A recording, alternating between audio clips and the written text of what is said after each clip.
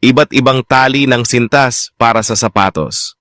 Hindi ito alam ng karamihan. Una, straight bar lacing sa canvas. Isuot ng diretso ang sintas bawat hilera. Simple at malinis, kaya magmumukha kang maayos at disente.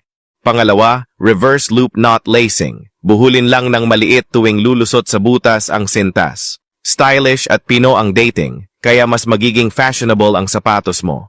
Pangatlo, figure 8 lacing. Gumawa ng figure 8 knot sa gitna ng sintas. Pagtapos na, super cute tingnan. Pang-apat, bow tie lacing. Pagkrusein at ipulupot sa gitna bago itali ng pabaw. Pag natutunan mo, magiging mas pino tingnan ang sapatos mo. Pang-lima, braided lacing. Habiin ang dalawang sintas mula taas pababa at baba pataas. Ang resulta ay malinis at elegante. Pang-anim, sports lock lacing. Pagsalit-salitin ang sintas at higpitan ang dulo. Perfect 2 sa workout o sa mga madaling matanggalan ng sintas. Pampito, lucky knot lacing. Magtali ng lucky knot sa gitna. Maganda at instant na pampaganda ng sapatos. Pangwalo, single side reverse loop lacing. Itali lang ang buhol sa isang gilid ng sapatos. Napakasimple lang ng crossing method para sa isang talagang unique na look. Natutunan mo na ba ang mga ganitong tricks?